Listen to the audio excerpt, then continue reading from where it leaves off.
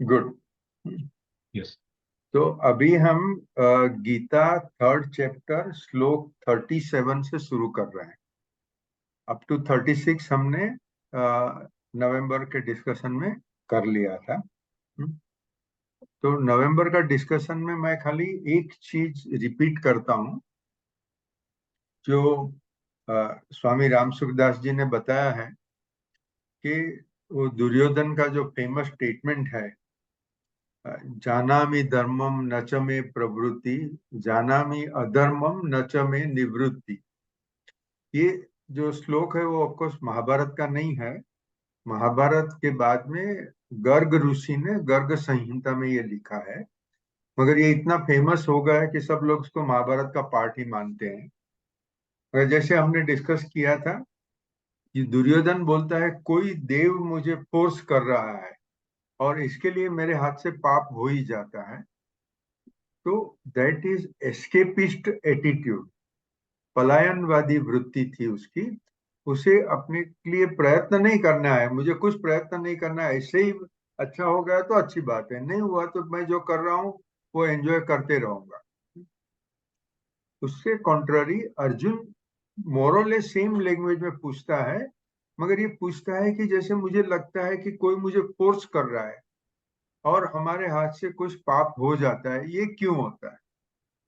तो उसके बाद में भगवान उसके समझाते हैं, जो 37 श्लोक से जो शुरू होता है सब, वो भगवान उसे समझाते हैं कि भाई लोगों से पाप क्यों होता है।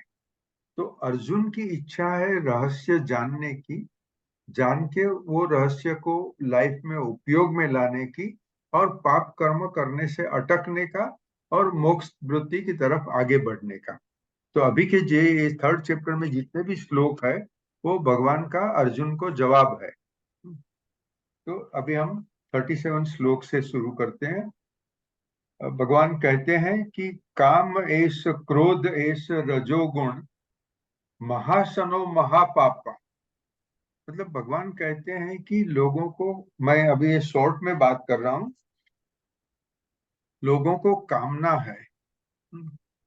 अभी यहाँ जो हम माया के शस्त्र बोलते हैं, काम क्रोध लोभ मोह, तो पहला शब्द ही काम आता है और इसके दो अर्थ हो सकते हैं। एक तो काम मतलब हमारी इच्छाएं, हमारी डिजायर्स, और दूसरा आगे के जो भी शब्द है वो सब कामना में समा जाते हैं। हाँ। क्रोध क्यों आता है? क्योंकि एक इंसान को कोई कामना है, उसे कुछ चाहिए, वो उसे जब नहीं मिलता है उसको, तभी उसे क्रोध आता है। या तो जो कुछ मिल गया वो उसके हाथ से चले जाता है तो उसको क्रोध आता है। तो वो भी क्रोध भी काम का ही परिणाम है। काम क्रोध लोभ। लोभ मतलब क्या? मेरे पास जो चीज है मुझे पकड़ के रखनी है, मुझे छोड़नी नहीं है। मेरे पास लाख रुपया है, मैं वो खर्च करूंगा ही नहीं, अपने पास रख दूंगा। तो अपने पास रखने की कामना है। इसी तरह से जो मान है, मुझे, मैं बड़ा हूं, मैं दूसरों से अच्छा हूं, ऐसा फेम करने की, ऐसी प्रतिष्ठा प्राप्त करने का, वो भी कामना। तो हर एक चीज कामना शब्द में सब कुछ आ जाता है। और रामसुखदास जी कहते हैं गीता में कर्मयोग का जो महत्व समझाया है, वो महत्व यही है कि आप सभी कामना को नष्ट कर दो। क्यों नष्ट कर दो? तो कहते हैं कि हर एक जीव का अंतिम लक्ष्य है मोक्ष, या तो मुक्ति, निर्वाण, जो भी शब्द हम यूज करें। और मोक्ष का इलाबोरेशन ये है कि वो समझे कि हम ब्रह्मास्मि, मैं खुद भगवान हूं। मगर वो भगवान हूं ये रियलाइजेशन मुझे करना है, वही मोक्ष है। तो निश्चय नय में मैं ब्रह्म हूं, व्यवहार नय में मैं संसारी आदमी हूं। तो संसार और ब्रह्म दोनों एक दूसरे की दो साइड्स है। समझो कि एक कॉइन की दो साइड्स है। मैं या तो एक साइड पर हूं या तो दूसरी साइड पर हूं, दोनों साइड में एक साथ में नहीं रह सकता हूं। या तो हम नाटक की बात करें तो पर्दे के पीछे जो है वो हकीकत, पर्दे के आगे स्टेज पर जो है वो ड्रामा है। हाँ, अभी मुझे जब तक ड्रामा ही अच्छा लगता है तब तक तो मुझे हकीकत का कैसे पता चलेगा। जब तक संसारी आदमी को संसार में ही रस है, तब तक, जब तक संसार में जो रस है, संसार की जो कामनाएं हैं, तभी तक वो ईश्वर की प्राप्ति नहीं कर सकता है।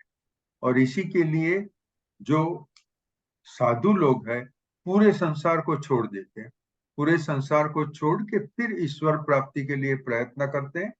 उनका ज्ञान योग चलता है, भक्ति योग चलता है, और वो योग से वो शायद संसारी से ज्यादा जल्दी आगे चल सकते हैं। मगर कृष्ण भगवान कहते हैं कि संसारी गृहस्थ भी मुक्ति पा सकता है। वो मुक्ति पाने के लिए उसे निष्काम कर्म योग करना है। निष्काम कर्म करो, उसी को कर्मयोग बोलते हैं। कर्मयोग की डेफिनेशन में ही निष्काम शब्द आ जाता है। जब मैं कोई भी काम करूं, उसके लिए मेरी कामना नहीं है, मेरे कोई स्वार्थ की अपेक्षा नहीं है, तो वो कर्मयोग ही मेरे धीरे धीरे धीरे करके मेरी कामनाओं को नष्ट कर देगा। और जैसे ही कामना नष्ट हो गई तो मुझे ईश्वर प्राप्ति सहज है। राम सुखदास जी इसके लिए एक उदाहरण देते हैं कि समझो कि एक घड़ा पानी से भरा हुआ है। अभी मुझे उसमें से पानी निकाल देना है और उसमें हवा भर देनी है। तो ये दो काम हुए कि एक काम हुआ? पानी निकालना, हवा भरना, एक ही हुआ। अच्छा। एक ही हुआ। क्योंकि हाँ। दूसरा तो आपको करना ही नहीं पड़ता, वो तो ऑटोमेटिक हो ही जाता है। जहां भी जगह हुई, वैक्यूम हुआ, वहां हवा आ ही जाती है। तो रामसुख दास जी कहते हैं ईश्वर तो सर्वत्र है, हर जगह पे है वो, हर जीव में है, हर जड़ में भी है। तो आपने जैसे ही कामना को त्याग दिया तो ऑटोमेटिक आपको ईश्वर की झलक हो ही गई, ईश्वर मिल ही गए। और या तो आप खुद ईश्वर हो, समझ लिया आपने। तो इसके लिए कामना त्याग बहुत जरूरी है। अभी मेरी ऑफिस में मैंने मेरे सभी स्टूडेंट्स को बुलाया, जो स्टूडेंट्स में दो तो चार्टर्ड अकाउंटेंट है। मैं उनको पूछा कि आपको ऑनेस्ट प्रैक्टिस क्यों करनी चाहिए, ये बताओ। हम्म, हम्म, हाँ, इनकम टैक्स प्रैक्टिस कर रहे हो और क्लाइंट को बोलना है कि भाई कायदे से जो टैक्स होगा भरना पड़ेगा। हम्म, अभी ऐसा करोगे तो क्लाइंट चले जाएंगे। तो पहले तो बात ये है कि ऑनेस्ट क्यों करना है। अच्छा, ऑनेस्ट प्रैक्टिस करनी है तो उसके लिए जो सेक्रीफाइस करना पड़ेगा वो करने को तैयार। तो ये तीनों फ्रेंड्स जैन है। मैं उनको बोला आप कांदा बटाटा जैन हो कि सही जैन? हाँ? मतलब खाली कांदा बटेटा नहीं खाया तो मैं अपने आप को जैन मान लूं, बाकी धर्म सिद्धांत तो मुझे कुछ पता ही नहीं है, उसमें रस भी नहीं है। तो ऐसे लोगों को मैं कांदा बटाटा जैन बोलता हूँ। तो मगर सब इंटेलिजेंट है और बहुत अच्छी सी चर्चा हुई, और चर्चा का अंत परिणाम यही हुआ कि भाई अगर आप धर्म में रस रखते हो तो उसका मतलब है मुक्ति की प्राप्ति की इच्छा है। सबको ये इच्छा नहीं होती है। जिसको धर्म में इंटरेस्ट ही नहीं है उसको जो भी करना है वो करते रहेंगे। धंधा करते हैं, जो भी कामकाज करते हैं, नौकरी करते हैं, उसमें सही गलत सब कुछ करते रहेंगे। उसके लिए माँ आनंदमयी कहती है, माँ आनंदमयी भी यही कहती है जो हित प्रेमानंद जी ने कहा है कि ये संसार तो खेल है। आनंदमयी जी कहती है कि आपको खेल में बहुत दिलचस्पी है तो खेला करो। जब तक आप खेल में दिलचस्पी रखते हो तभी तक मुक्ति की आपको इच्छा नहीं हुई। मुक्ति की इच्छा नहीं है तो ठीक है, एक जन्म के बाद में मरण, के बाद में जन्म, के बाद में मरण, तो चक्कर चलता ही रहेगा। अगर जब भी इंसान को मुक्ति की इच्छा हुई, भले एक छोटी सी भी इच्छा हुई, फिर वो सोचेगा, फिर समझेगा कि मैं जो कर रहा हूँ गलत कर रहा हूँ या सही कर रहा हूँ।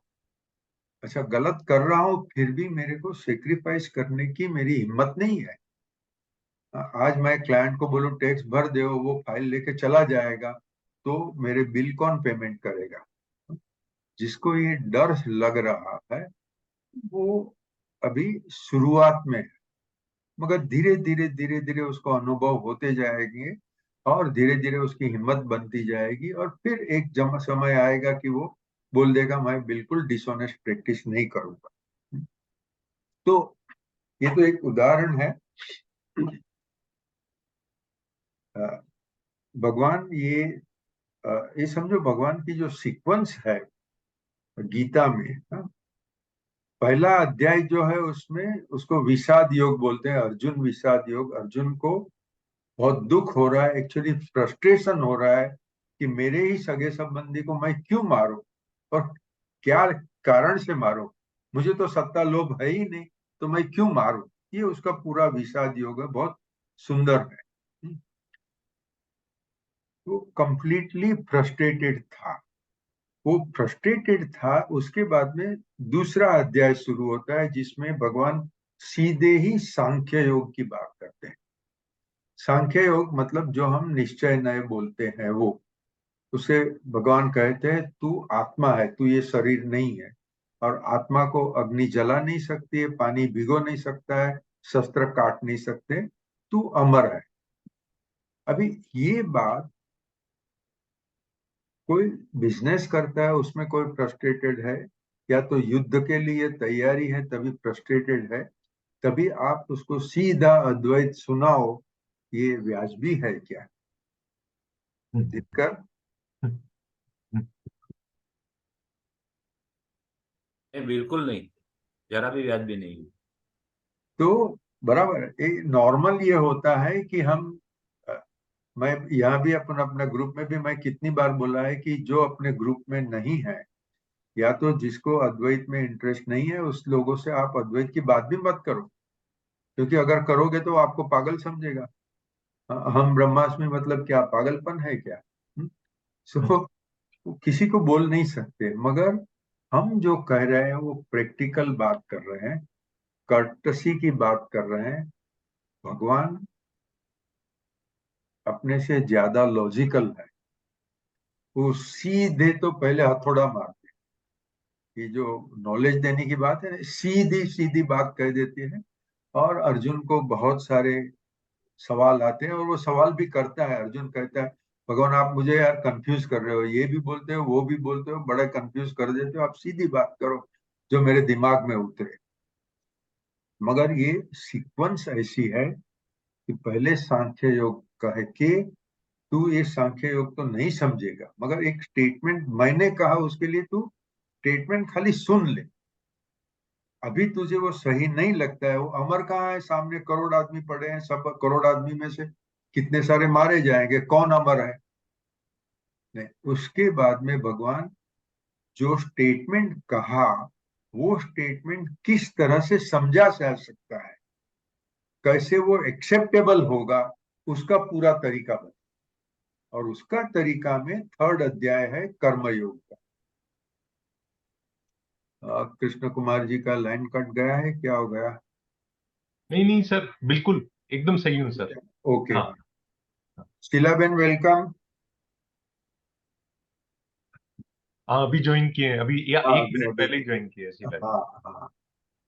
तो ये सीक्वेंस है कि थर्ड अध्याय में भगवान बताते हैं कि तू निष्काम कर्मयोग कर। और निष्काम एक्चुअली तो थर्ड अध्याय से लेके 18th अध्याय तक, 18वें अध्याय तक वो कर्मयोग फिर अलग अलग तरीके से आता है, मगर फिर आगे चल के भक्ति योग की भी बात करते हैं। सांख्य योग मतलब ज्ञान योग, वो तो पहले ही बात कर ली। फिर कर्मयोग, फिर भक्ति योग, और फिर तीनों का मिश्रण, ऐसे बात आगे चलती रहती है। तो यहाँ हम अभी जो बात कर रहे हैं वो इसकी है कि कर्मयोग करने से तुझे निश्चय न समझ में आ जाएगा, या तो सांख्य योग समझ में आ जाएगा। सर ये जो निश्चय नहीं बोलते हैं गीता में, इसके लिए कोई अलग वर्ड है क्या सर इसमें, या निश्चय नहीं वर्ड है? सांख्य सांख्य, निश्चय शब्द यहाँ गीता में भगवान ने यूज नहीं किया है। अच्छा अच्छा, ओके हाँ, ओके। वो सांख्य योग बोलते हैं। और एक्चुअली क्या है कि ये जैन धर्म की एक गिफ्ट है संसार को। उन्होंने क्लियरली ब्रह्म को निश्चय बता दिया, जो that is the absolute truth. और जो संसार में हम करते हैं वो व्यवहार है। क्योंकि ये जो उपदेश देते हैं साधु लोग, तो हमें सीधा लगता है, समझो मैं बोलूं कि अद्वैत, हाँ, तो दिनकर मुझे स्पष्ट बोलता है यार मैं अद्वैत में नहीं मानता। क्यों? क्योंकि मेरे अनुभव से ये विपरीत है। मेरा अनुभव है, मुझे बहुत सारे लिमिटेशंस है। अगर मैं ब्रह्म होता तो मैं ये कर लेता, वो कर लेता। वो कुछ होता तो है नहीं। मैं कुछ भी कामना करूं, कुछ भी इच्छा करूं, थोड़ी होता है अमल। ठीक। तो मतलब जब मेरा अनुभव आपके स्टेटमेंट से विरुद्ध है, तो मैं मेरे अनुभव को मानूं कि आपकी थियरी को मानूं? हम्म, तो अच्छा, अभी इसके लिए जैन धर्म में कहा है कि भैया वो निश्चय नय है। आपको जो अनुभव हो रहे हैं वो व्यवहार नय है। और वो समझाने के लिए अभी के साधु लोग गैलीलियो का उदाहरण देते हैं। कि गैलीलियो ने कहा, उसके पहले सब मानते थे कि earth is the centre of universe, और ये सब पूरे सितारे हैं जो अपनी पृथ्वी के इर्द गिर्द घूमते रहते हैं। गैलीलियो ने जब कहा कि नहीं नहीं, सोलर सिस्टम में sun is the at the centre and all the planets are turning around, revolving around the sun, and then galaxy वगैरह बड़ी बड़ी बातें की, तो धर्म गुरुओं ने उसे पॉइजन दे के मार डालने की धमकी दी। तो इतना उग्र उनका धर्म गुरुओं का विचार।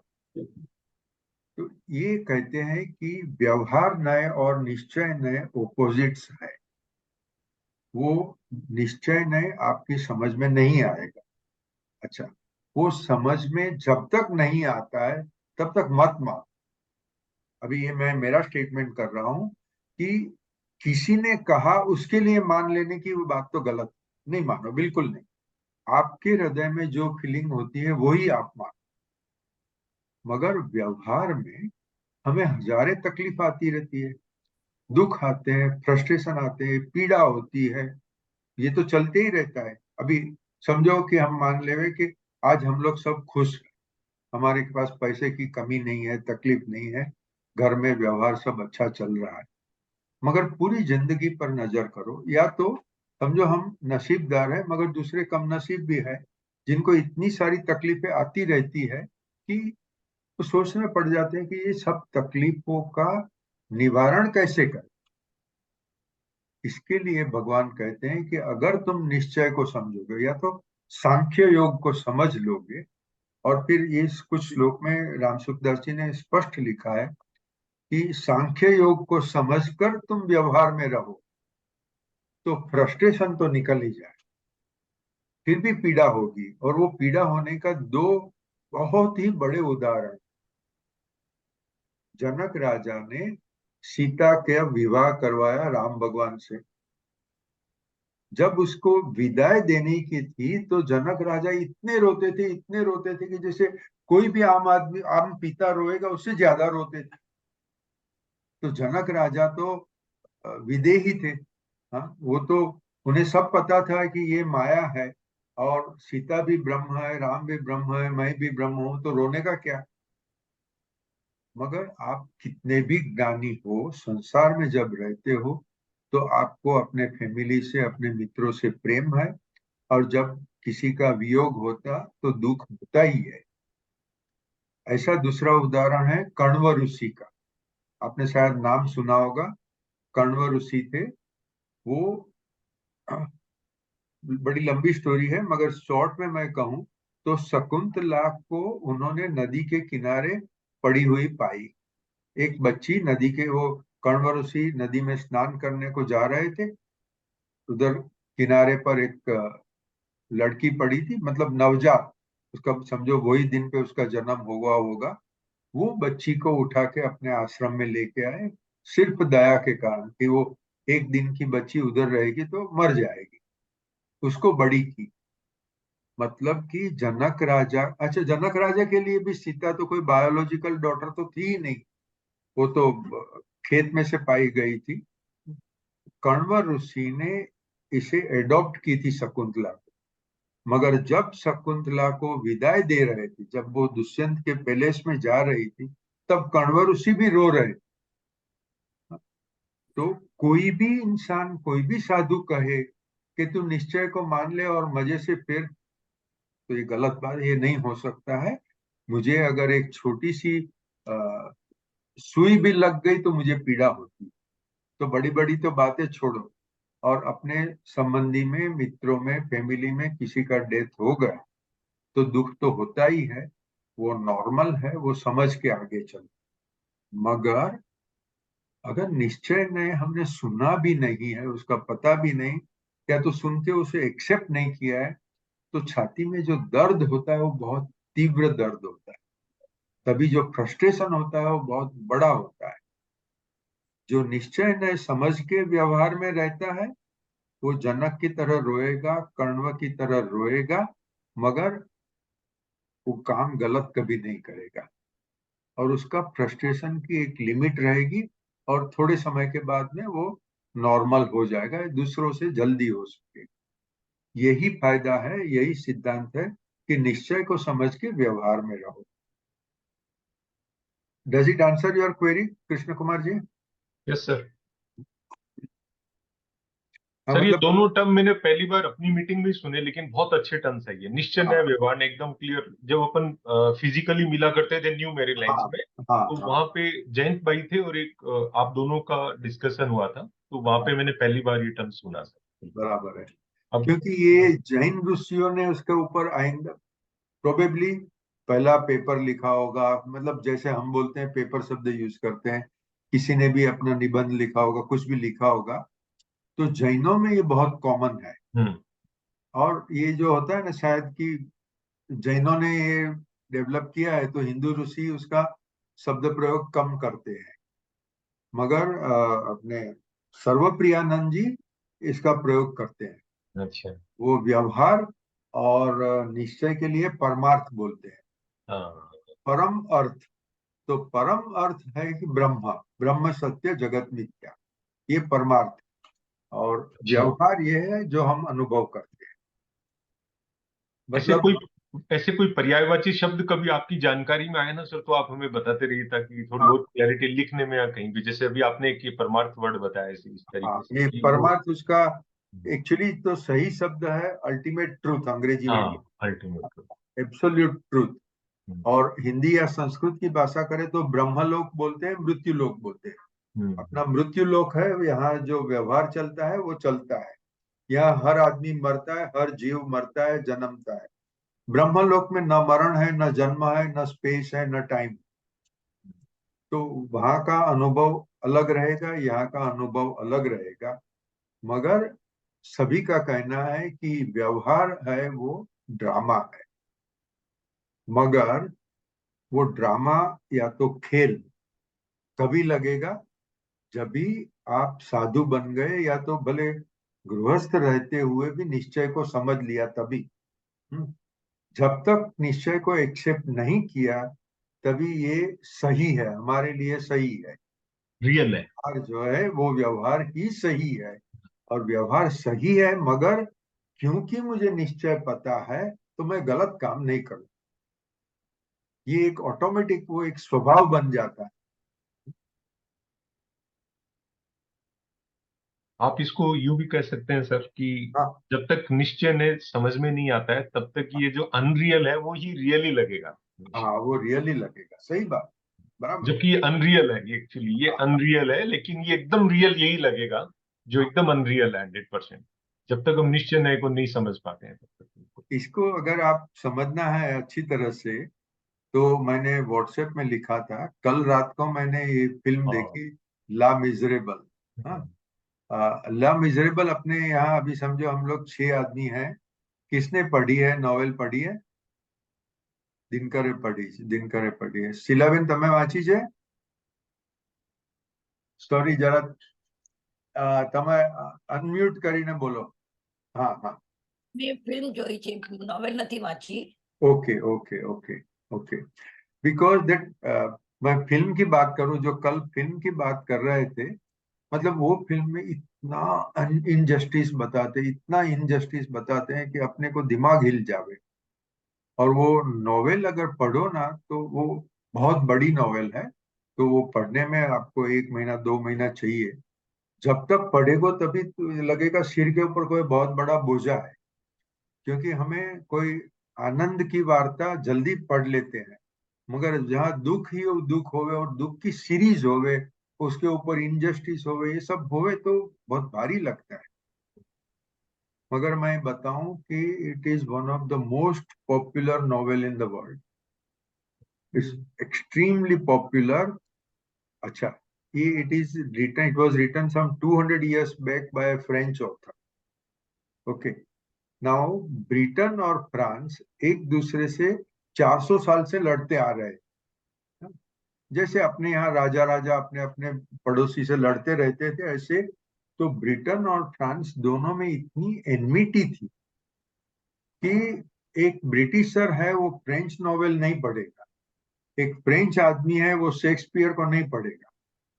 मगर बावजूद ये jealousy and internal rivalry, Britain में स्कूल में सिलेबस में ला मिजरेबल है। मतलब जो भी लड़का लड़की अपने जो 10th स्टैंडर्ड है, वो इक्विवेलेंट जिसने भी पढ़ाई कर ली उसने ला मिजरेबल पढ़ी ही है। This is an exception, it goes beyond the rivalry and jealousy. अच्छा, ये एक बच्चा है, अनाथ है, उसका फैमिली है, क्योंकि माँ मर गई, बाप मर गए, बाकी उसकी बहनें हैं, भाई है, सब भूखों मर रहे हैं। 9 साल का बच्चा, वो बाजार में वो जो ब्रेड बेचने की लारी जा रही थी, उधर से एक ब्रेड उसने चुराया। वो चुराया, वो पकड़ा गया। पकड़ा गया तो उसको 19 साल की कैद की सजा हुई। सोचो, 9 साल का बच्चा, 19 साल की कैद की सजा। क्यों? क्योंकि उसने ब्रेड चुराई थी। और एक बार इंसान जेल में रहा तो उसके ऊपर बट्टा लग जाता है, एक स्टैंप लग जाती है कि ये क्रिमिनल है। तो वो पूरी जिंदगी क्रिमिनल के छाप से रहने का है उसको। तो और उसमें तो इतनी सीरीज आती है अन्याय की और उसके दुख की। एक लड़की को किसी ने रेप किया, उसका नाम है फेंटाइन या ऐसा कुछ नाम है। तो वो फेंटाइन को ये मतलब उसको जब 19 साल की सजा पूरी, उसका नाम था जीन वालजिन। तो जीन वालजिन अपनी सजा भुगत के बाहर आया, फिर मेहनत करके अमीर बना, तभी उसे कहीं से पता चला कि ये पेंटाइन को रेप किया गया है। वो उसको एडॉप्ट करता है, मतलब उसको अपने घर लेके जाता है, संभालता है, दवाई ट्रीटमेंट कराता है। मगर वो तो मर जाती है। उसकी छोटी सी बच्ची थी, वो बच्ची को उसने एडॉप्ट किया। फिर आगे फिल्म में ये कहानी बताते हैं कि जो पेंटाइन मर गई, उसकी आत्मा जीन वालजीन को मिलने को आती है और आत्मा कहती है, पापा आप रो मत, आप दुखी मत हो। हाँ, अभी आपका समय आ गया है ईश्वर से मिलने का। और जैसे, मतलब मैं क्रूड शब्द में बोलूं तो जैसे मृत्यु हुई, आप ईश्वर से मिले, ये सब दुखों का जो इल्यूजन है सब समाप्त हो जाए। जितना फ्रस्ट्रेशन है, जितना पेन है, जितनी पीड़ा है, सब का सब इल्यूजन, वो सब समाप्त हो जाए। अगर आपको वो प्राइम टीवी बोलते हैं, प्राइम टीवी का अगर आपके पास कनेक्शन है, वीडियो कनेक्शन, तो उसके ऊपर ये फिल्म है। और मेरे हिसाब से लंदन में एक ओपेरा है, वहाँ करीब 70 साल से, 70 ईयर से ये ओपेरा अनडिस्टर्ब चला आ रहा है और हर एक शो हाउसफुल होते हैं। तो ओके, इसके ऊपर मेरा कहना ये है कि जो अपने साधु कहते हैं, वो ही ला मिजरेबल में कहा गया है कि ये जीवन ड्रामा है। जब तक आपको जीवन सही लगता है, ठीक है, आप सही तरह से जियो, सही मान के ही जियो, इसको कोई कहने की जरूरत नहीं है ड्रामा है। हाँ? मगर थोड़ा सा दिल में ख्याल रखो कि इट इज पॉसिबल के साधु जो कहते हैं सही कहते हैं। खाली उसको पॉसिबिलिटी मानी तो अपना फ्रस्ट्रेशन थोड़ा कम हुआ। उसके बाद में लगा कि यार मेरे को तो पीड़ा संपूर्णपणे से कंप्लीटली निकाल देनी है, तो वो निश्चय निर्णय को या ब्रह्म सत्य को या परमार्थ को सही मानूं कैसे, वो तरीका। तो यहाँ बोलते हैं राम सुखदास जी, वो कुंची है आपके पास, वो चाबी है। चाबी क्या है? कर्मयोग। कर्मयोग करो, ताला खुल जाएगा, आपकी पीड़ा समाप्त हो जाएगी। जो बड़े बड़े साधु होते हैं उनको कोई धर्म के भेदभाव लगते ही नहीं है। तभी ये फ्रेंच ऑथर ने वही लिखा है जो अपने हिंदू साधु और जैन साधु सब बोलते हैं, वही लिखा कि दुख की निवृत्ति है सेवा से। सेवा करो, सेवा मतलब कर्मयोग करो, और आपको दुख से निवृत्ति हो जाएगी।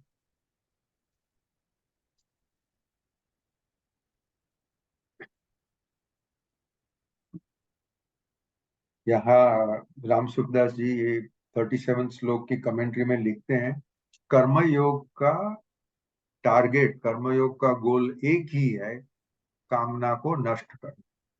कामना को नष्ट क्यों करना? क्योंकि कामना मतलब आपको संसार की तरफ से लगाव है, और जब आप संसार के लगाव को छोड़ोगे तभी ईश्वर प्राप्ति होगी। आप पर्दे के पीछे और पर्दे के आगे दोनों जगह एक साथ में नहीं रह सकते हो।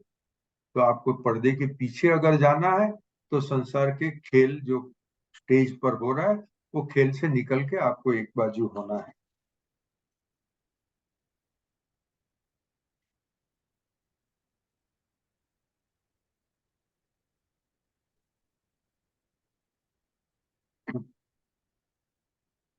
अभी ये राम सुखदास जी ने बड़े डिटेल से एनालिसिस किया है कि हमें कामना है। हाँ, समझो मुझे कामना है, मुझे अभी जो घर है उससे बड़ा घर चाहिए, बड़ा अच्छा घर चाहिए, ज्यादा फैसिलिटी चाहिए। तो कामना से कुछ होता है क्या? साधु कहते हैं कामना से कुछ भी नहीं होता है। कामना मतलब मेरी इच्छा, मुझे बादशाह होने का है। हाँ, तो मैं बादशाह नहीं बनने वाला। फल प्राप्ति कर्म करने से ही होगी, कामना करने से कुछ नहीं होता है। आप अपना कर्म करो, आपको फल मिलेगा, मगर आप खाली कामना करके बैठोगे, कुछ नहीं होने वाला। और जब कर्म करोगे वो भी दूसरों के हित के लिए करोगे और अपने खुद एक्सपेक्टेशन नहीं रखोगे, तो पूरा संसार का मोह नष्ट हो जाएगा, और संसार का मोह नष्ट हो गया तो परमात्मा मिले ही मिले।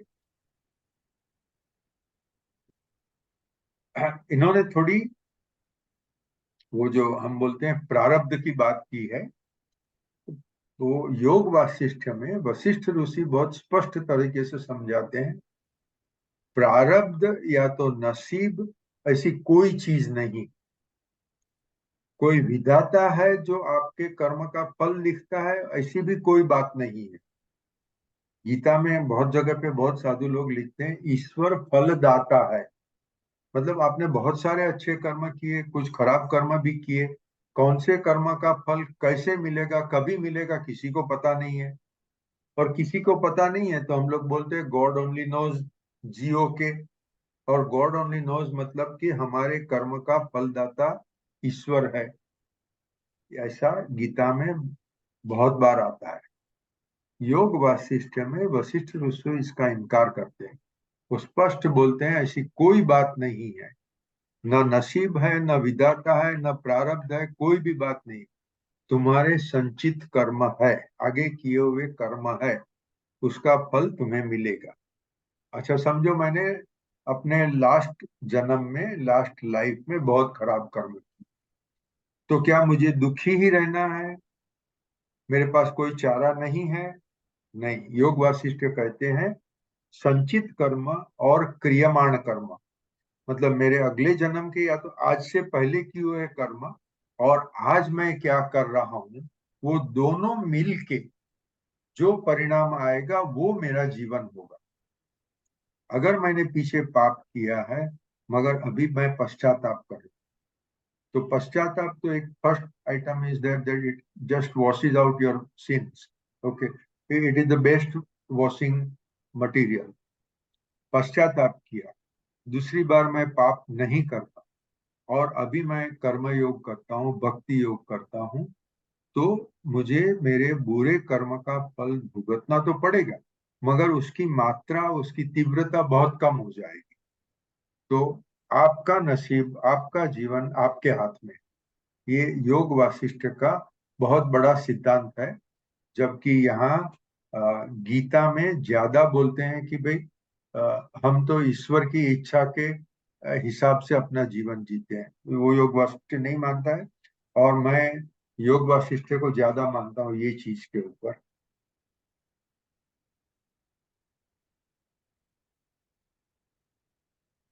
भाई गीता क्लियरली કહે છે કર્મણ્યેવાધિકારસ્તે મા ફલેષુ કદાચન અધ્યાય બીજાની અંદર. हाँ, बराबर છે। હમ હવે મા ફલેશુ કદાચન હમ એનું બહુ જ વિશ્લેષણ થયેલું છે। ओके, सो ये विश्लेषण इस तरह से है कि मैंने जो भी कर्म किया उसका फल मुझे जरूर मिलेगा।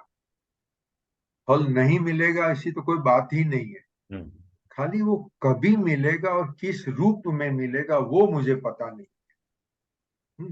अच्छा, मगर मैं एक सिंपल इलस्ट्रेशन देता हूँ कि रास्ते में एक गरीब है, मेरी इच्छा हुई कि मैं उसको मदद करूं और उसकी गरीबी मिट जाए। तो ये मेरा कर्म, मैं तो जाके उसको कुछ पैसे दिए या तो उसको धंधे पे लगाया या धंधा सिखाया, फिर भी उसकी गरीबी जाएगी कि नहीं जाएगी वो मुझे पता नहीं। तो इसके लिए भगवान कहते तू फल की आशा मत रख, फल की अपेक्षा मत कर, तू तेरा कर्म कर, क्योंकि तुम्हारे कर्म और वो इंसान के संचित कर्म, क्रियमाण कर्म सब मिलकर परिणाम आने वाला है।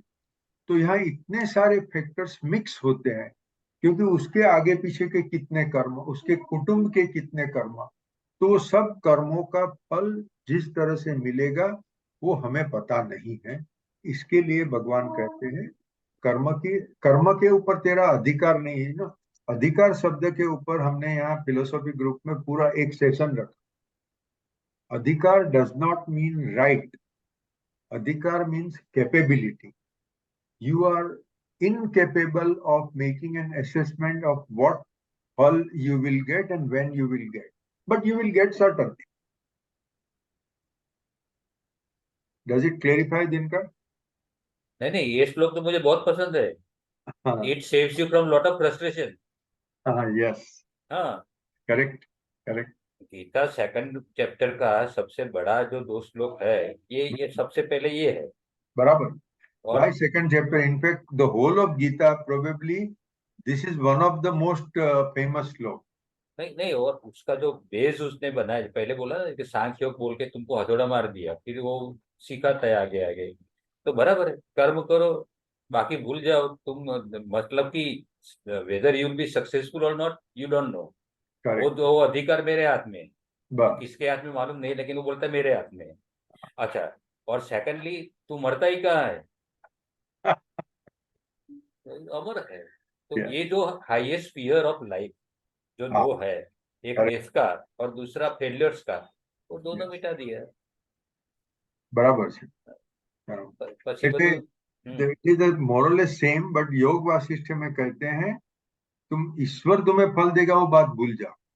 तुमने कर्म किए, तुम्हें फल या मिलेगा ही मिलेगा। मिलेगा. कभी मिलेगा वो तुमको पता नहीं है, क्योंकि यू नो आपका प्रारब्ध अभी आप खुद ही बना रहे हैं.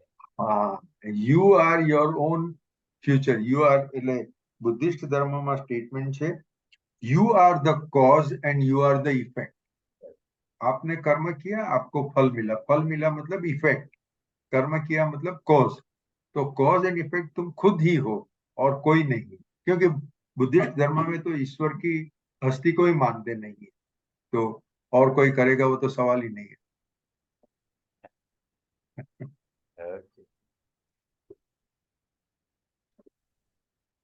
मैंने एक लिंक भेजी थी, स्वामी सर्वप्रियानंद जी ने गीता के ऊपर लेक्चर दिए हैं, और 26-27 श्लोक के ऊपर, थर्ड चैप्टर 26 और 27 का श्लोक, बहुत सुंदर वो लेक्चर है उनका। उसमें स्वामी जी के कोई पूछ रहा है कि ये दुख की निर्जरा कैसे करने की, मुझे जो पीड़ा हो रही है, फ्रस्ट्रेशन हो रहा है, कैसे करना। तो स्वामी जी उसे पहले बताते हैं कि तुम दूसरों की सेवा करो, कर्मयोग करो, तो धीरे धीरे धीरे धीरे तुम्हें पता चलेगा कि तुम जिसे दुख मानते हो वो इल्यूजन, तुम तो खाली खेल खेल रहे हो, तुम तो एक अभिनय कर रहे हो, और तुम्हारे कुटुंबी या तो तुम्हारे विरोधी वो भी अभिनय कर रहे हैं, सब अभिनय है। और वो जब समझ में आ जाएगा तभी तुम्हारा दुख ही नहीं रहेगा, फिर तो सब आनंद ही आनंद।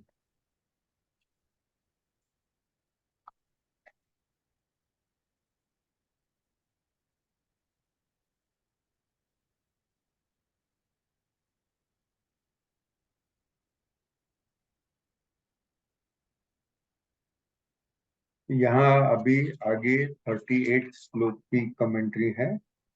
वहाँ भगवान कहते हैं कि जैसे धुआं हुआ, तो धुआं के नीचे आग है, वो हमें शायद कभी दिखती नहीं भी है।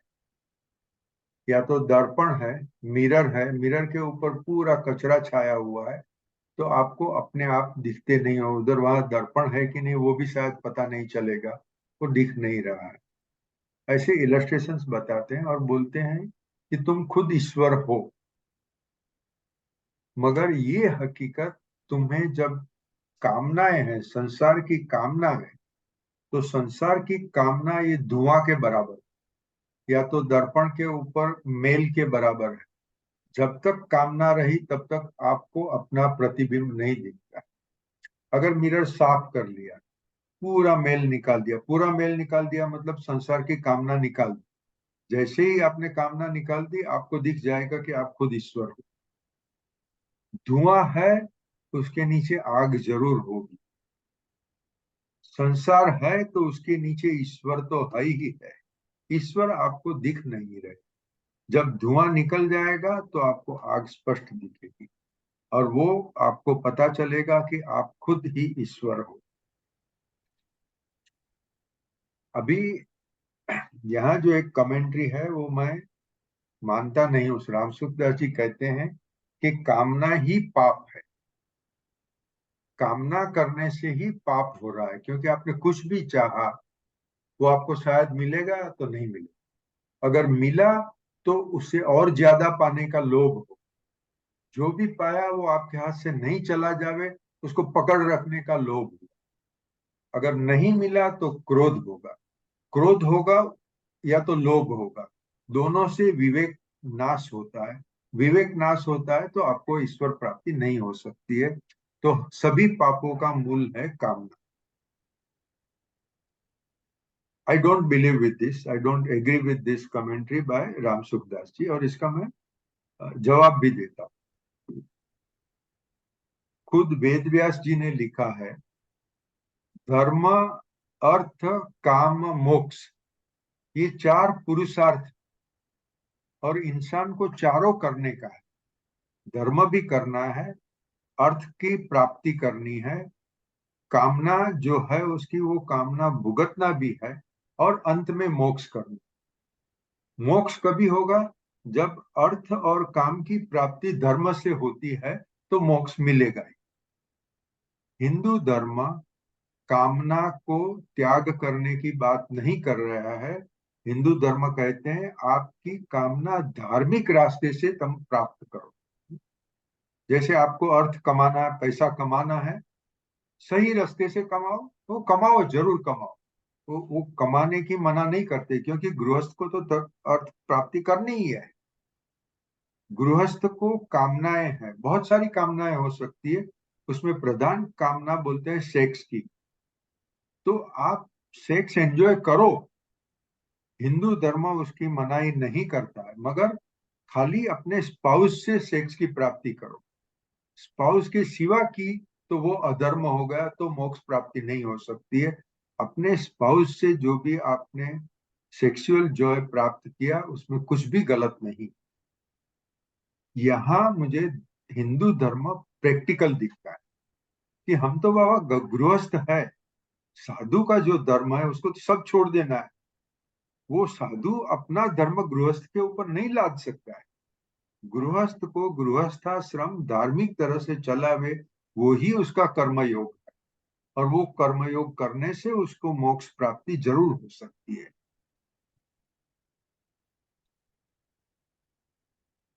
सर, जो रामसुखदास जी का आपने कहा ना कि जो कामना वाला जो सेंटेंस है हाँ कि जिससे आप एग्री नहीं करते हैं, हाँ, बहुत बार क्या रहता है कि सर वर्ड एक रहता है, उसकी मीनिंग अलग होते हैं।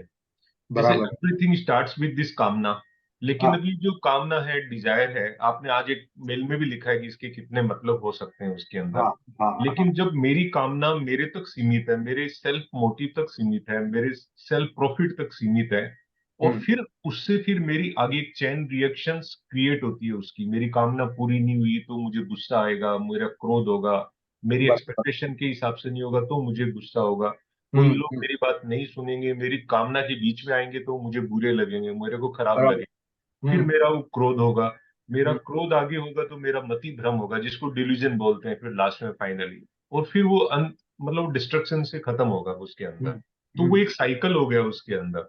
सो हम्म, आई बिलीव कि ये जो कामना वर्ड है ना, वो जो शायद रामसुखदास जी जो कहना चाह रहे हैं, जो हम समझ रहे हैं उसके अंदर, वो कामना का मतलब अभी आपका, जैसे आप सेवा भाव बोल रहे हैं हर जगह कि आप कर्म करो, सेवा करो, तो हम्म, मान लो कि मेरा जगत की सेवा करना ही मेरा ऑब्जेक्ट है, मेरी कामना ये है कि सर्वजन हिताय सर्वजन सुखाय, तो वो कामना कोई डिस्ट्रक्टिव नहीं हुई, उससे फिर ये चैन रिएक्शन नहीं होगा उसके अंदर।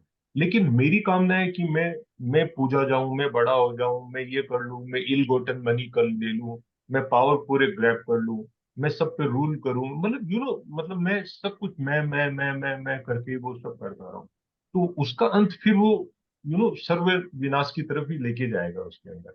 लेकिन अगर मेरी कामना जगत कल्याण के लिए है, तो आई थिंक उसमें फिर ये चेन रिएक्शन नहीं होगा, वो तो अच्छी बात है मतलब उसके अंदर। तो यहाँ है ना, अगेन ये भी अपने संस्कृत फिलोसॉफी की गिफ्ट है, विवेक शब्द। हाँ, विवेक, यस। मुझे विवेक है।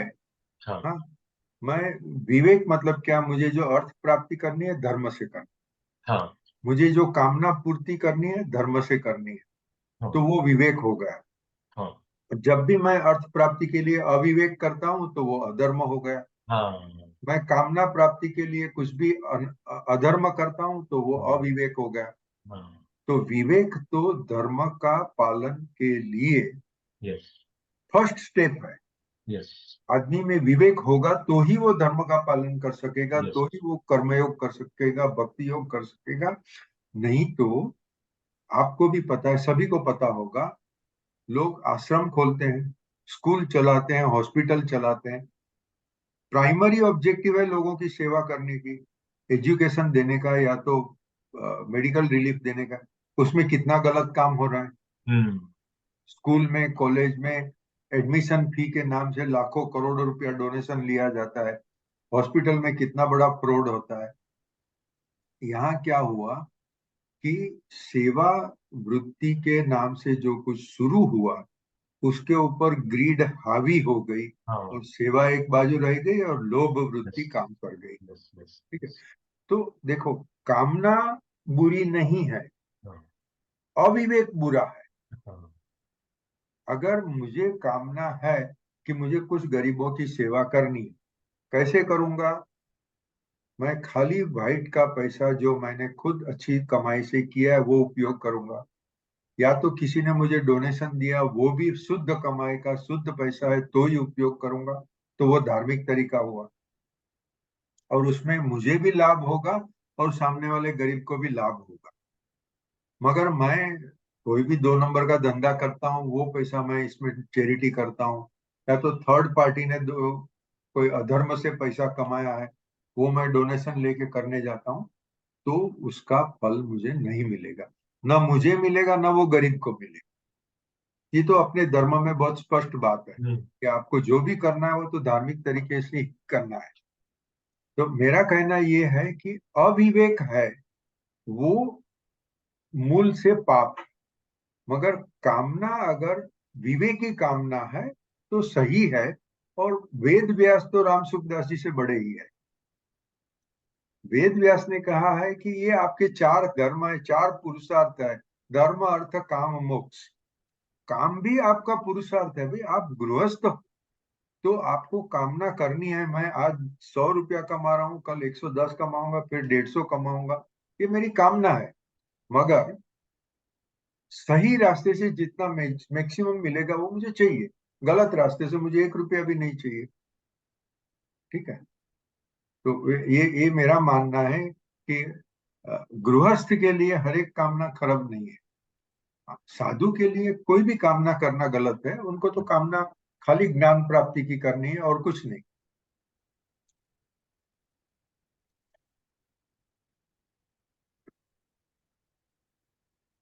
आपको याद होगा जो मानव याग्निक उत्तराखंड गए थे ना सर, पिथौरागढ़ के आगे जो मायापुर करके एक जगह है, जहाँ हाँ पे हाँ, अद्वैत सिद्धांत, अद्वैत विज्ञान के ऊपर ही लेक्चर होते हैं, या बराबर। जहाँ पे विवेकानंद जी भी गए हुए थे। तो अच्छा, ओके।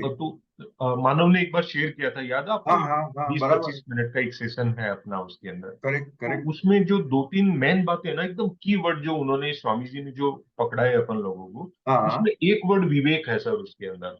कि आप जो भी कर रहे हो ना, आप उसको विवेक की कसौटी पे कसिए, आप उस चीज को, और बराबर उससे डिस्क्रिमिनेट कीजिए कि ये बराबर। करने योग्य है या नहीं करने योग्य है। मतलब जो इंटेलेक्ट है वो हमेशा आपका शार्प रहना चाहिए।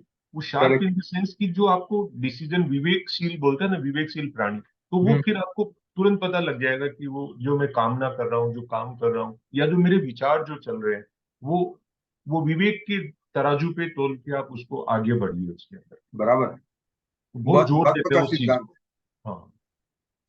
आदि शंकराचार्य ने विवेक चूड़ामणि लिखा है, पूरा हाँ पुस्तक लिख दिया। बड़ा पुस्तक है। हाँ हाँ, यहाँ उसका मतलब क्या? चूड़ामणि का मतलब क्या है कि हाँ राजा के हाँ सिर पर मुकुट है, हाँ उसमें जो मोस्ट प्रेशियस ज्वेल है उसको हाँ चूड़ामणि बोलते हैं। हाँ। तो शंकराचार्य जी कहते हैं विवेक चूड़ामणि है, यस सबसे ज्यादा प्रेशियस विवेक है। यस। तो मुझे तो इतना इतना पसंद आता है वो, टाइटल ही इतना पसंद आ जाता है, फिर आगे की बुक तो बहुत बड़ी चीज है। हम्म। जैन धर्म में महावीर भगवान कहते हैं विवेक से ही धर्म की शुरुआत होती है। हम्म। विवेक नहीं है तो धर्म कहाँ करने वाले हो, कुछ हो ही नहीं सकता है। और अगर हमने ये एक्सेप्ट किया, आदि शंकराचार्य जी ने कहा है, वेद व्यास ने कहा है, विवेक से अपना गृहस्था धर्म चलाओ, बस बात खत्म हो गई। Vivek is applicable everywhere, not only in dharma, in संसार ऑल्सो। Correct, absolute. दुर्योधन ने अगर विवेक का उपयोग किया होता तो महाभारत होता ही नहीं। हम्म हम्म 5 गांव देने का विवेक अगर उसने बताया कि भाई चलो लेके जाओ, वादा नहीं, हम्म हम्म वेदर यू डिजर्व इट और नॉट, उनके हिसाब से डिजर्व नहीं था, हम्म लेकिन एक विवेक की बात थी कि इतना बड़ा महायुद्ध रोकना है 5 गांव से, और विन विन सिचुएशन है। लेकिन जो आदमी में विवेक नहीं है, हम्म। विवेक भ्रष्टानाम भवति विनिपात शतमुख, विवेक से जो भ्रष्ट हो गया उसका विनिपात शतमुख होता है। नक्की है, हाँ। नक्की है। सर, रामधारी सिंह दिनकर साहब जो अपने राष्ट्रीय कवि रहे हैं, वो उसकी बराबर। लाइन मुझे याद आती है। वो कहते हैं कि जब नास मनुज का छाता है, पहले ही विवेक मर जाता है। हाँ, yes, correct correct, absolutely right, correct. सही बात। हाँ, शीलाबेन प्लीज। मैं थोड़ी बैठ, तुलसीदास जी ने कहा है हम्म। बिन सत्संग विवेक न होई, और हाँ राम कृपा बिन सुलभ न सोई।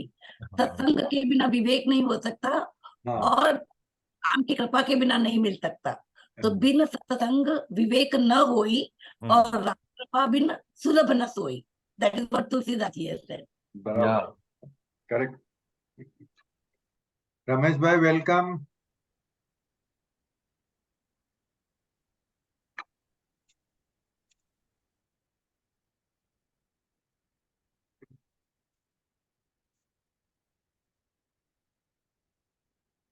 राम राम रमेश भाई। उनका ऑडियो कनेक्शन नहीं हुआ है अभी तक। अच्छा, इसमें हाँ, म्यूट तो नहीं है अपना? म्यूट शायद उनको नहीं सुन रहा होगा, म्यूट तो नहीं लग रहा है उनका। नहीं, जो ऑडियो कनेक्शन होना चाहिए ना, हाँ ऑडियो हाँ। कनेक्शन और ऑडियो कनेक्शन, दो कनेक्शन होता है तभी ओके। कंप्लीट टॉक होती है।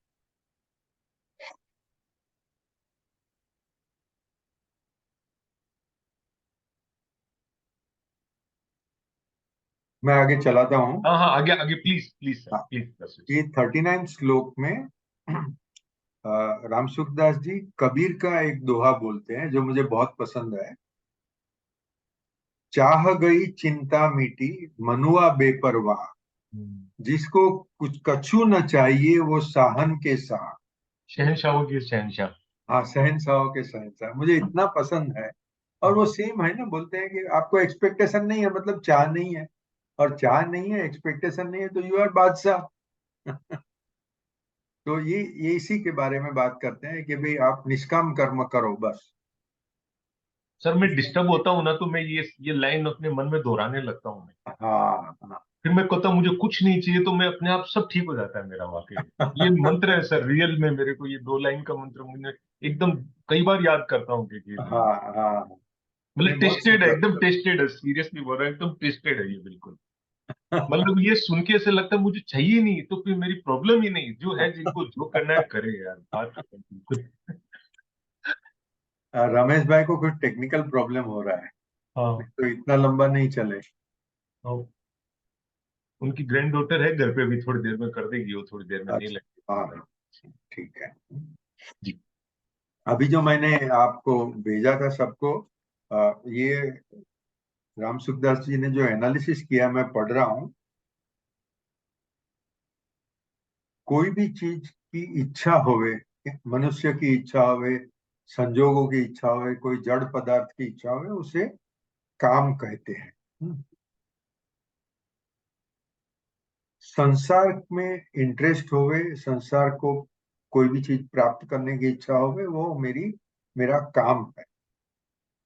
जो मेरे पास नहीं है उसे प्राप्त करना है, मतलब अप्राप्त को प्राप्त करने की इच्छा को कामना कहते हैं।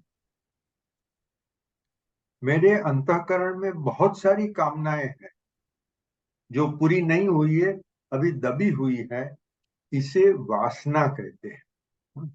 मुझे बहुत पैसा चाहिए, करोड़ों रुपया चाहिए, करोड़ों रुपया तो है नहीं। मुझे 10 गाड़ी का पूरा स्टेबल चाहिए। मैंने देखा है कुछ क्लाइंट के फार्म हाउस में पूरा स्टेबल रहता है, एक साथ में एक से एक बड़ी बड़ी गाड़ियां लाइन में लगी हुई है। मेरे पास नहीं है। अच्छा, ऐसी चीजें प्राप्त करने की बहुत सारी इच्छाएं हुए, वो वासना है।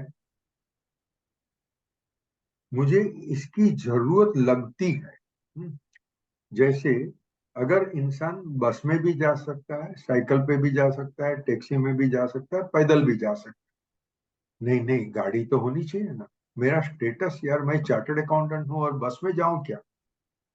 तो ये जो कोई चीज मुझे जरूरी है, ऐसी भावना होती है, उसे स्पृहा कहते हैं। देखो, काम, कामना, वासना, स्पृहा। फिर मुझे वो अच्छी लगती है, उसमें मुझे प्रीति है। मुझे ये गाड़ी इतनी पसंद है, मैं हमेशा चकाचक रखता हूँ। कुछ भी हुआ तो मैं रिपेयर करा लूंगा, जरा सा डेंट हो गया तो रिपेयर करा लूंगा। ये प्रीति को आसक्ति बोलते हैं। और हम जहाँ निष्काम शब्द यूज करते हैं, गांधी जी अनासक्त शब्द यूज करते हैं। गांधी जी को जैसे अपने को अयंगर साहब ने समझाया था, गांधी जी को स्वतंत्रता की भी आसक्ति नहीं थी। हाँ, गलत है, ब्रिटिशरों का राज्य गलत है, इंसान स्वतंत्र होना चाहिए, उसके लिए मैं कर्म करूंगा, मगर उसका कर्म का फल में स्वतंत्रता मिलनी चाहिए, वो उसमें उनको आसक्ति नहीं थी। अभी ये मैं जो स्टेटमेंट कहा वो बहुत डिफिकल्ट स्टेटमेंट है, मगर मैं उसका इलस्ट्रेशन दे के समझाता हूँ। वो लॉर्ड माउंटबेटन को इधर भेजा था कि भारत का टुकड़ा टुकड़ा कर दे, वो उसका टारगेट ही था, उसको ही that was his given task. तभी गांधी जी ने कहा कि हिंदू मुसलमान धर्म के ऊपर भारत का बंटवारा होवे, मुझे बिल्कुल एक्सेप्टेबल नहीं है। ओवर माय डेड बॉडी, ये शब्द गांधी जी ने उपयोग किए। बोले मुझे इंडिपेंडेंस नहीं मिलेगी चलेगा, मगर हिंदू मुसलमान बंटवारा मुझे नहीं चाहिए। मगर जवाहरलाल नेहरू, सरदार पटेल, मौलाना आजाद, सब लोगों को बहुत तीव्र इच्छा थी कि जल्दी से जल्दी स्वतंत्रता मिले, जल्दी स्वतंत्रता मिले, हम मिनिस्टर हो जावे, और वो ब्रिटिश राज करने वाले चले गए, उसकी जगह पे देसी राजाओं आ गए। क्योंकि इन सब को आसक्ति थी, तो उन्होंने लॉर्ड माउंटबेटन का स्टेटमेंट एक्सेप्ट कर लिया, भले भारत के 3 टुकड़े हो जावे मगर हमें इंडिपेंडेंस दे दो।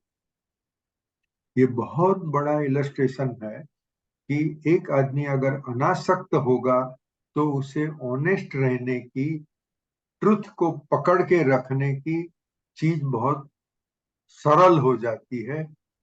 जब आदमी को अपने कर्मफल में आसक्ति होती है, तभी वो कर्मफल प्राप्त करने के लिए कुछ भी कर लेगा।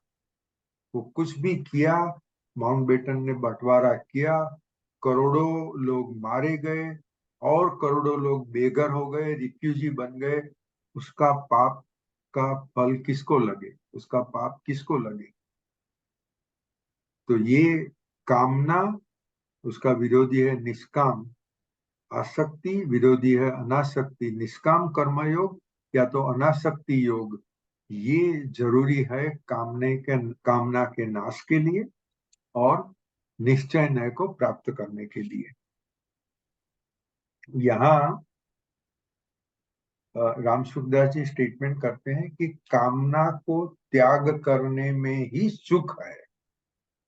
तो ये मुझे याद दिलाता है ईशोपनिषद का स्टेटमेंट, तेन त्यक्तेन भुंजीथा। हाँ, आपको सबको अर्थ तो मालूम होगा ही, मगर फिर भी मैं रिपीट करता हूँ। तेन मतलब those people, that is the Sanskrit way of saying things in very short. Those मतलब कौन? साधु लोग, संत लोग, जो विवेकी पुरुष है वो। तेन त्यक्तेन मतलब by renouncing, by giving up, by leaving, कुछ छोड़ देने से, भुंजिता मतलब भोगते हैं। अभी हमारे व्यवहार में जो शब्द आते हैं उससे ये ऑपोजिट लगता है। समझो कि मेरे पास गुलाब जामुन है, अभी मैं खा जाऊं तो मुझे आनंद है, मैं मेरे खाने के बजाय दूसरों को दे दूं तो कहाँ आनंद रहा, मैं कहाँ भुगत रहा हूं। मगर ईशोपनिषद कहता है तेन त्यक्तेन भुंजीता। और यहाँ राम सुखदास जी कहते हैं संसार की कामना को त्याग करो, सबसे बड़ा फल भुगतो। सबसे बड़ा फल क्या है? मुझे पता चल जाए कि मैं खुद ईश्वर, मुझे रियलाइजेशन हो जाए। साधु लोग संसार को रिनाउंस करके साधु बनते हैं। वो क्यों बनते हैं? क्योंकि संसार और संसार की कामनाएं ईश्वर प्राप्ति में विघ्न बन सकती है। हमेशा है ऐसा नहीं। जनक राजा जैसे लोग होंगे वो संसार में रह के भी ईश्वर प्राप्ति कर सकते हैं, क्योंकि वो विवेकी थे, वो धर्मिष्ठ थे। मगर जो अविवेकी लोग होंगे उसके लिए संसार की कामना बहुत बड़ा विघ्न बन सकती है।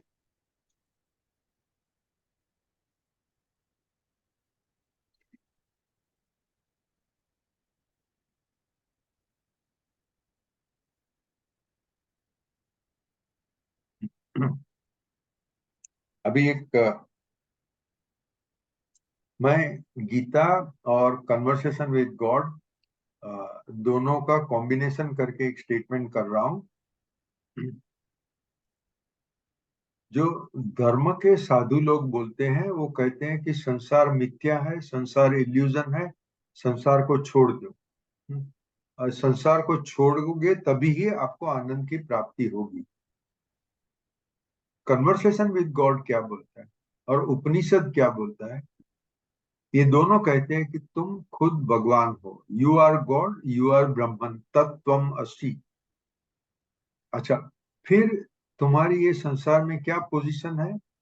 भाई तुम तो अनंत सुख में थे, आनंद में, सचित आनंद मतलब यू आर ओमनीपोटेंट, ओमनीसेंट वगैरह वगैरह, you are always in bliss. ये परिस्थिति जो है उसमें उसका महत्व नहीं रहता है। हमने आगे भी डिस्कस किया हुआ है कि एक बिलियनर है तो उसको पैसे की कोई कीमत नहीं है।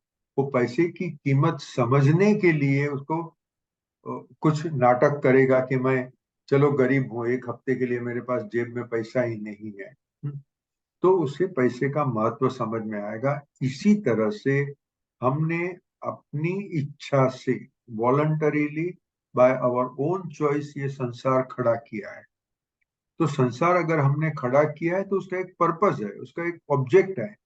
वो संसार आप भुगतो, विवेक से भुगतो, और अपना जो टारगेट है कि आप कितने महान हो वो आप रियलाइज करो। तो ये वेदांत की जो बात है, कन्वर्सेशन विद गॉड की बात है, फुल्ली पॉजिटिव है। संसार के दुख, पीड़ा, फ्रस्ट्रेशन ये इल्यूजन है। हमें इल्यूजन नहीं लगता है, वो सही लगता है। वो इल्यूजन है, वो समझने के लिए क्या करोगे वो करो, वो करने तक, क्योंकि जब तक हम वो प्रयत्न कर रहे हैं तब तक तो हमें पता नहीं है। तो ये स्टेटमेंट आपकी नजर के सामने रखो, तत्त्वमसि, तुम खुद भगवान हो। तो धर्म और स्पिरिचुअलिटी में बहुत बड़ा फर्क है। धर्मिष्ठ साधु लोग बोलते हैं ये संसार माया है, उसमें जन्म मरण के चक्कर है, और संसार पीड़ा कारक है, वो संसार हरे के लिए पीड़ादायक है, तो संसार को छोड़ो, संसार से भागो। वो गलत बात है। वेदांत कहता है संसार से भागने की जरूरत नहीं है, संसार का उपभोग करो, मतलब धर्म अर्थ काम मोक्ष सभी कुछ करो, and at the end of the day realise that you are yourself God.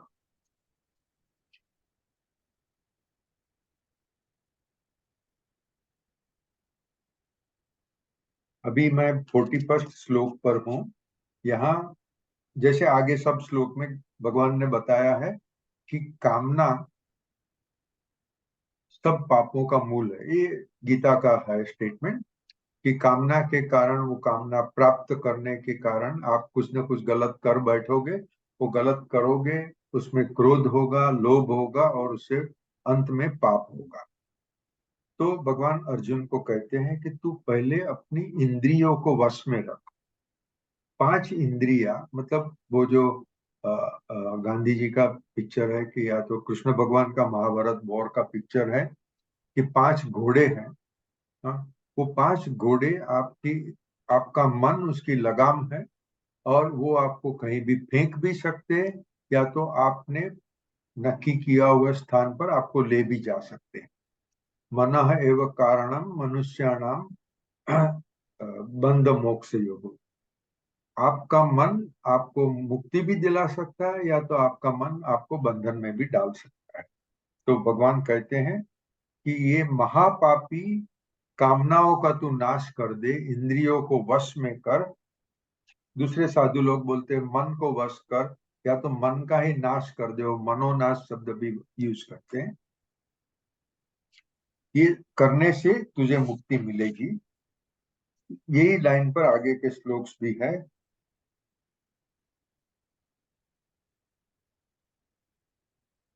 जैनों में जो अरिहंत शब्द है, अरि मतलब दुश्मन, हंत मतलब जिसने अपने दुश्मनों को मार डाला।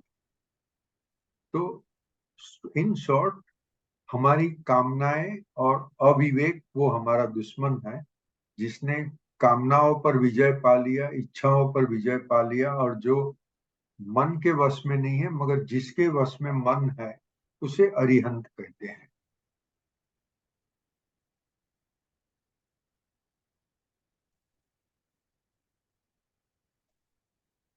बहुत साधु लोग कहते हैं कि ब्रह्मा अलग है और प्रकृति अलग है, और ब्रह्मा और प्रकृति साथ में होने से संसार खड़ा होता है। मगर जो अद्वैत वेदांत है उसके हिसाब से फिर there is only one, there are no two. मतलब प्रकृति वो ब्रह्म की खुद की शक्ति है, और शक्तिशाली और शक्ति दोनों अलग नहीं है। जैसे कृष्ण कुमार जी की विद्वत्ता, उनकी बुद्धिमत्ता, तो बुद्धिमत्ता को अलग बोलो और कृष्ण कुमार को अलग बोलो तो ये बिल्कुल गलत स्टेटमेंट हो जाता है। ऐसा नहीं है, दोनों एक ही है। शंकर और पार्वती एक ही है, विष्णु और लक्ष्मी एक ही है। विष्णु की शक्ति लक्ष्मी है, शंकर की शक्ति पार्वती है, ब्रह्मा की शक्ति सरस्वती है। तो वो हिंदू धर्म में एक कपल जैसे बताए हुए हैं, मगर वो है एक ही। ये अद्वैत वेदांत कहते हैं।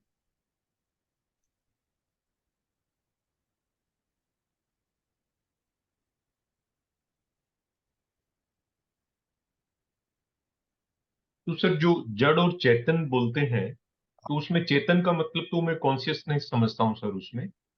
बराबर। और जो जड़ रहता है वो अलग एस्पेक्ट हुआ ना, भले ही वो ब्रह्मा की शक्ति बोल सकते हैं आप एक तरीके से। मतलब जो पूरी एक्चुअली प्रकृति जो संचालित होती है वो जड़ एंड चेतन से ही होती है एक्चुअली, नहीं? ये जड़ चेतन है ना, बहुत लोग डिस्टिंग्विश करते हैं, मतलब बहुत लोग, मतलब हम तो गृहस्थ हैं, हमारा ज्ञान सीमित है, मगर बड़े बड़े साधु भी उसका डिवीजन करते हैं। हाँ, और जड़ बोलो प्रकृति बोलो एक है, चेतन मतलब कॉन्शियसनेस एक है। तो आत्मा है, वो कॉन्शियसनेस है। और जो मेरा शरीर, मतलब शंकराचार्य जी के जो है ना निर्वाण शतक, मैं मन नहीं हूं, मैं बुद्धि नहीं हूं, मैं अहंकार नहीं हूं। तो मतलब मनो बुद्धि अहंकार चित्त वो सब प्रकृति है। ये हम्म। डिवीजन किया। हम्म। ये डिवीजन हिंदू धर्म का डिवीजन, जैन धर्म का डिवीजन है। अद्वैत वेदांत के हिसाब से कोई डिवीजन नहीं, क्योंकि और ये समझाया है कन्वर्सेशन विद गॉड। उसमें क्या कहते हैं, इंसान को ज्यादा से ज्यादा स्पीड जो पता है वो 3 लाख किलोमीटर पर सेकंड, वो लाइट की स्पीड है। So light is energy. वो स्पीड पर पहुंच जाने से खाली एनर्जी रहती है, जड़ कोई भी पदार्थ वो स्पीड से नहीं जा सकता। मतलब 3 लाख किलोमीटर पर सेकंड क्या, अपन तो पर ईयर भी नहीं ट्रैवल कर सकते हैं, मगर एनर्जी की ये ताकत। अच्छा, अभी CW जी समझाते हैं कि एनर्जी की एक बहुत बड़ी स्पीड है। एनर्जी मतलब चैतन्य, यहाँ बोलो, वो चैतन्य अपनी स्पीड स्लो कर देता है, और इतनी स्लो कर देता है कि वो फिर चैतन्य जड़ हो जाए। जड़ में हमने यहाँ डिस्कस किया है, जड़ मतलब क्या। जो छोटे से छोटी चीज जड़ की होगी वो मोलेक्यूल बोलते हैं। मोलेक्यूल से छोटा एटम है, एटम से छोटा इलेक्ट्रॉन न्यूट्रॉन प्रोटॉन्स है, उससे छोटे क्वार्ट्स है। अभी ये जो क्वार्ट्स वगैरह है वो प्योर एनर्जी है। वो तो आपको पता होगा, याद होगा कृष्ण कुमार जी, इलेक्ट्रॉन भूल प्रोटॉन। जाते हैं लेकिन ये बार बार में बात होती है।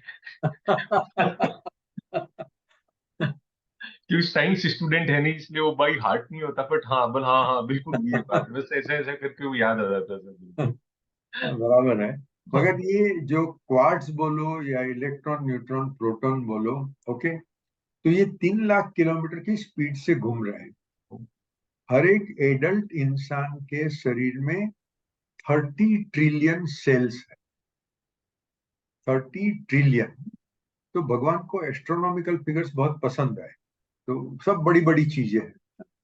30 ट्रिलियन सेल, और एक सेल में कुछ एटम्स रहे, वो एटम्स के अंदर न्यूट्रॉन इलेक्ट्रॉन प्रोटॉन्स, और वो सब घूम रहे हैं। तो एक एटम की साइज क्या होगी, कितनी छोटी साइज होगी। वो एटम के अंदर 3 शक्तियां 3 लाख किलोमीटर की स्पीड से घूम रही है। अभी इसको आप जड़ बोलोगे। आपके सामने जो टेबल है, आप जो कुर्सी पर बैठे हो, वो 3 लाख किलोमीटर की स्पीड से अभी घूम रहा है। अभी वो जड़ है कि चेतन है?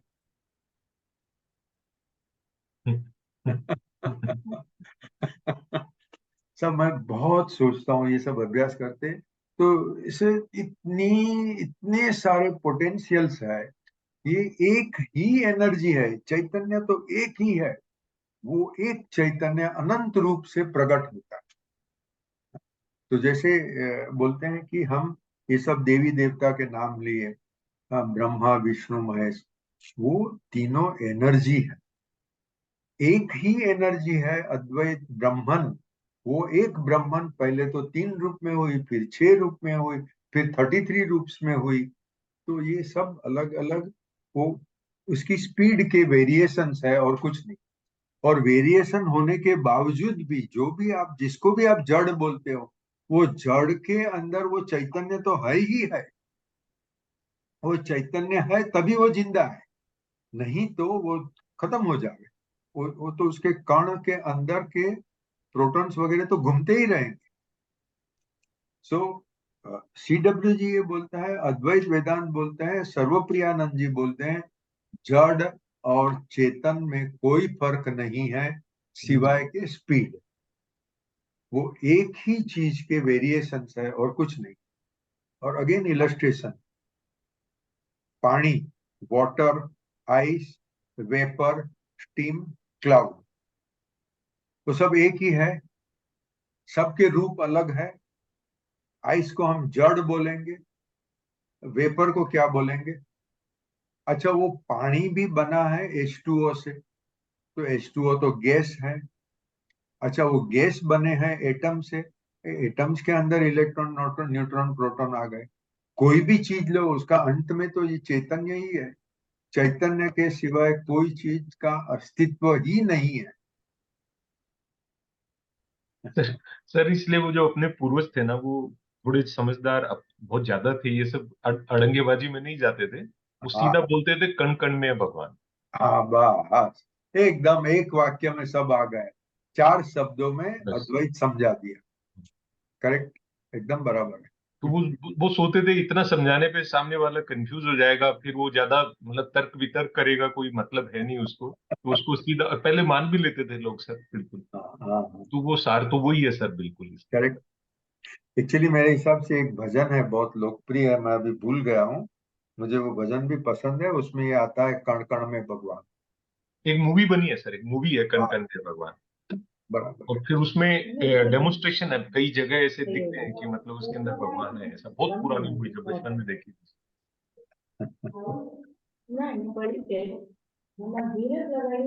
Okay, friends, with this, या our third chapter is over. 4 minutes are left. तो कमेंट्स के लिए I must also learn something from you. किसका फोन?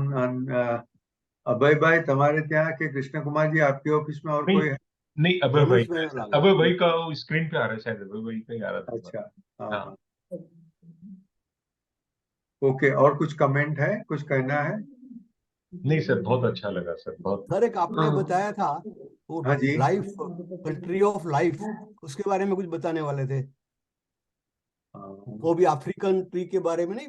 हाँ अभी हाँ, मैंने जो वीडियो भेजा, अरे बहुत सुंदर बात है वो तो। जैसे आप लोगों ने सबने देखा वो वीडियो? आपने व्हाट्सएप पे भेजा होगा सर। हाँ ठीक है, बराबर। तो मैं बताऊं, बोआ बाब ट्री है, बोआ बाब ट्री। अगर अपने आप यहाँ जो रानी बाग बोलते हैं भायखला में, हाँ उसमें अगर जाएंगे तो एंट्रेंस के सामने एक पेड़ है जिसका व्यास मतलब डायमीटर 20 फुट होगा। हाँ, याद है? 20 हाँ, फुट 20 फुट, 20 फीट डायमीटर।